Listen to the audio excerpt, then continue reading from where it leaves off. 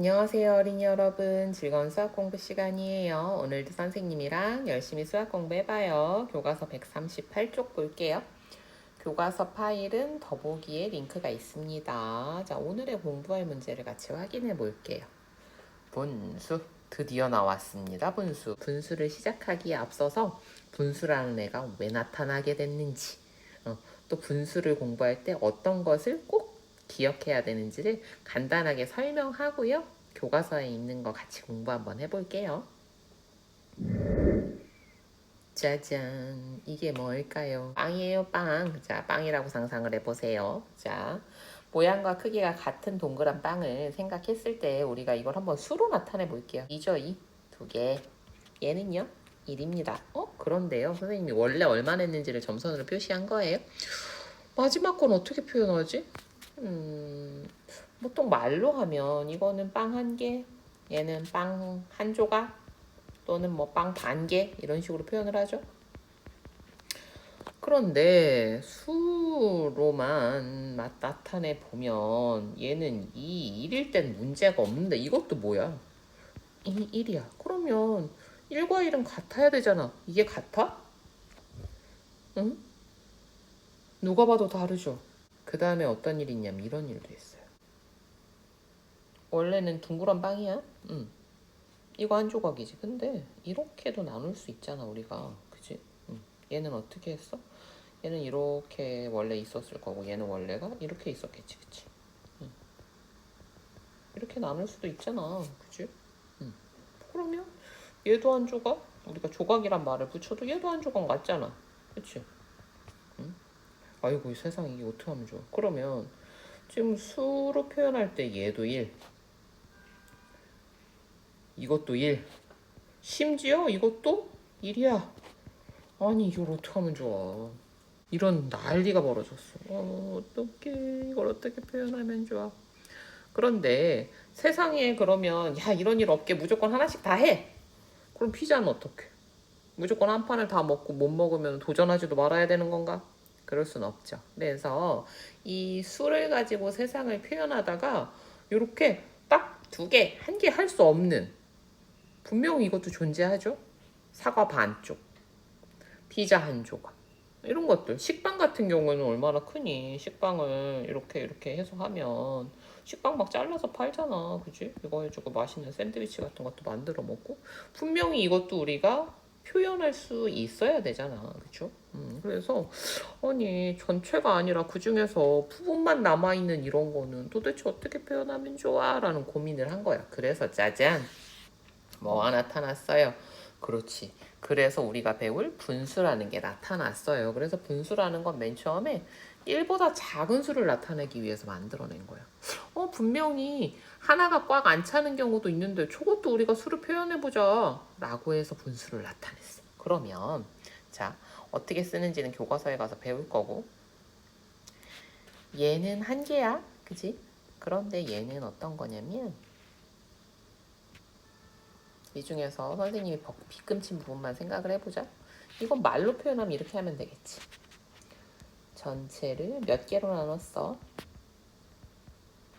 두 개로 나눈 것 중에 한 개, 이렇게 표현할 수 있겠지. 그러면 여기도 나머지 반쪽도 전체를 둘로 나눈 것 중에 한 개니까 서로 같잖아요. 그럼 이제 조금 어떻게 할 방법을 찾아볼 수 있을 것 같아.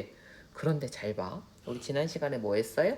똑같이 나누기 했죠. 자, 선생님이 너무너무너무너무 맛있는 초코 케이크를 가져와서 여러분이랑 나눠 먹을 거예요. 그래서 야, 선생님은 한 개 먹고 너는 한 조각 주면 이건 불공평한 게 맞다. 그럼 우리 공평하게 한 조각씩 먹자라고 하고 이렇게 잘라버린 거야. 그리고 나서 이건 선생님 거, 이거는 여러분 거, 이렇게 나눴단 말이야. 그리고 나서 얘기하는 거지. 자, 우리가 먹는 양은 똑같아. 어떻게 되냐면 전체를 몇으로 나눈? 전체를 둘로 나눈 것 중에 하나씩. 그러니까 우리 공평하잖아 라고 해서 공평해요? 안 공평하지. 어떻게 나눠야 공평할 수 있어? 두 개로 나눌 때 어떻게 나눠야 돼? 그렇지. 똑같이 나눠야 되는 거야. 그래야만 우리가 둘 중에 하나예요. 두 개로 나눈 것 중에 하나예요. 또 더 많이도 할 수 있죠. 똑같이 넷으로 나눈 똑같다고 생각해 보세요. 알겠죠? 똑같이 넷으로 나눈 것 중에 하나. 그럼 우리가 넷으로 나눈 것 중에 하나가 둘로 나눈 것 중에 하나보다 좀 작다라는 것도 알 수 있지, 그치? 그래서 전체를 똑같이 둘로 나누고요. 그 다음에 우리 하나씩 먹어요. 한 조각씩 먹어요. 그럼 이제 공평해질 수 있겠지. 자, 그래서 분수는 첫 번째 뭐다? 1보다 작은 수도 분수를 이용하면 표현할 수 있어요. 그래서 분수라는 건 1보다 작은 수, 그리고 조금 더 나가면 수 사이의 수라는 것도 표현할 수 있게 될 거야. 그래서 1보다 작은 수를 나타내기 위해서 전체가 꽉 차지 않고 그 중에 일부만도 우리가 정확하게 표현하려는 노력 때문에 분수라는 게 만들어졌고, 분수라는 걸 표현할 때는 꼭 뭐를 해야 된다? 전체를 나눌 때 똑같이 나눠야 된다. 이게 아주 중요해요. 알겠죠? 이 두 가지를 꼭 기억하고요. 우리 교과서로 가서 공부 계속해 볼게요. 분수가 왜 나타났는지 알겠죠? 자, 그럼 그 얘기를 듣고요. 공부할 문제를 계속 확인해 봅시다. 전체와 부분의 의미와 관계를 알고, 자, 이제 전체라는 말을 좀 알겠어요? 전체라는 건 빵 전체. 한 개 다란 얘기야. 그 중에서 부분이라는 건 뭐야? 그거를 이렇게 잘랐을 때. 반은 먹고요. 반은 남았다 쳐. 자, 남은 부분은 선생님이 빗금으로 색칠했다고 하면 전체 중에서 먹은 거는 둘로 똑같이 나눈 것 중에 하나만큼 먹고 전체를 똑같이 둘로 나눈 것 중에 하나만큼 남았다. 이렇게 표현할 수 있겠죠? 그죠? 그래서 부분이라는 거는 전체의 일부분이라는 의미고요. 전체에 대한 부분의 크기로서의 분수를 이해합니다. 사실 분수도요, 의미가 많아요. 그런데 첫 번째는 이런 분수야. 전체에 대한 부분의 크기를 뭘로 나타내겠다? 분수로 나타내겠다. 1보다 작은 수도 분수를 이용하면 나타낼 수 있다.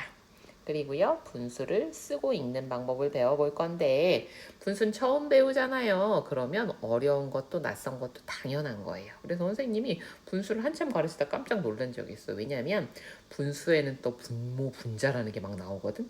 한참 가르쳤는데 뭐가 분수고 뭐가 분모고 뭐가 분자인지를 구별을 못하는 거야. 그럴 수 있잖아. 처음 만나면 처음 만난 사람 얼굴도 헷갈리고 이름도 모르겠고 막 그렇잖아. 처음에 공부할 때는 여러분이 분수가 뭔지, 분모가 뭐고 어디에 있고 무엇을 뜻하는지, 분자가 어디에 쓰고 뭘 뜻하는지를 계속 반복해서 확인하는 연습이 필요해요. 대충 보고 저게 분모야 이게 분자구나 하고 넘어가면 나중에 막 헷갈려요. 알겠죠? 자, 그러면 분수 너 한번 만나보자. 생각 열기. 수예가가 여러 조각의 헝겊으로 그림과 같은 컵 받침대를 만들었어요. 수예가는 실과 바늘로 여러 가지 생활용품이나 장식품 등을 만드는 일을 해요. 그래서 우리나라의 전통 조각보 같은 거 찾아보면 되게 예쁘거든요. 그런 것도 한번 찾아보세요. 가 받침대에서 초록색 부분은 전체에 얼마라고 할 수 있나요? 자, 똑같이 잘 나눠놨네. 그죠? 자, 이렇게 전체가 이만큼인데 전체는 원이죠. 이렇게 해야 우리가 한 개잖아. 그런데 색칠한 부분은 그 중에 얼마예요? 전체를 똑같이 둘로 나눈 것 중에 하나만큼이죠. 그죠? 나 받침대에서 빨간색 부분은 전체에 얼마라고 할 수 있나요? 자, 이번에는요. 전체가 똑같이 몇 추로 나눠져 있어요. 하나, 둘, 세 개로 나눠져 있죠. 그 중에서 몇 칸만큼, 그렇지, 두 칸만큼 색칠이 되어 있습니다. 탐구하기. 전체에 대한 부분의 크기를 나타내어 봅시다. 뭐요? 전체. 그 중에서 부분이 얼마만큼이니를 나타낼 거예요. 자, 그러면 일단 여러분은 뭘 찾아야 돼요? 전체를 찾고 부분을 찾을 수 있어야 돼요. 자, 처음 거 한번 봅시다. 일단 전체를 여러분 찾아보세요. 어떤 게 전체예요? 전체의 모양이? 그렇지. 이 원이 전체입니다. 전체를 알고 부분을 찾는 거예요. 알겠죠? 이게 전체일 때. 자, 부분. 색칠해진 반짜리 원, 반원은 전체 원을 똑같이 몇으로 나눴어? 하나, 두 개죠? 자, 그래서요, 얘를 똑같이 둘로 나눈 것 중에 한 개입니다. 두 개 중에 몇 개? 한 개. 됐어요. 그 다음. 자, 이번에는요. 전체를 또 여러분 한번 확인해 보세요. 이번에는 전체가요. 그렇죠. 사각형 모양이 전체죠. 정사각형 모양의 전체인데 얘를 이번에는 몇 개 나눴어요? 하나, 두 개죠. 자, 그래서 부분, 이 색칠된 부분은 전체를 똑같이 이번에도 둘로 나눈 것 중에 몇 개? 그렇지, 한 개입니다. 왜 똑같이 나눠요?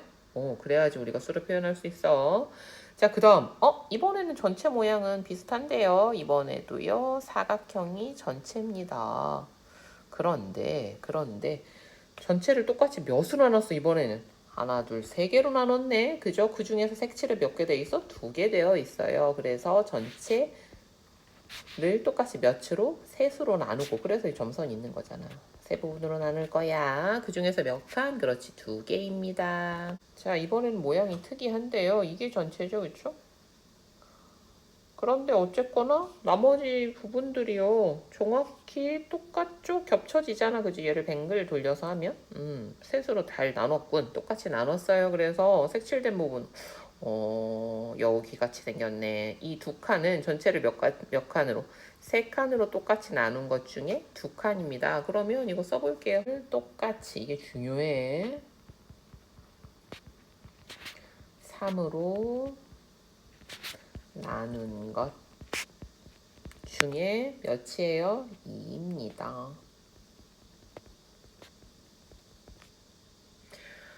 그런데 이렇게 하니까 1보다 작은 수를 나타낼 수는 있는데 너무 길다, 그쵸? 전체에 대한 부분의 크기를 수나 말로 간단하게 나타낼 수 있는 방법을 이야기해 보세요. 어떤 방법 없을까요? 여러분들, 우리 자리값 기억나요? 자리값? 요 자리에 가면, 이 자리에 가면 같은 1이어도 너 여기 있잖아? 그럼 너는 1이야. 그런데 요 자리로 가지? 그러면 너는 10이야.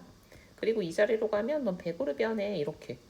이런 규칙 하나 있으면 참 좋겠는데, 그치? 그래서요, 다음 시간에는 어떻게 하면 우리가 간단히 표현할 수 있는지를 생각하면서 분수의 정체를 조금 더 파헤쳐 보도록 하겠습니다. 오늘 공부하느라고 수고 많았습니다. 다음 시간에 또 만나요. 안녕.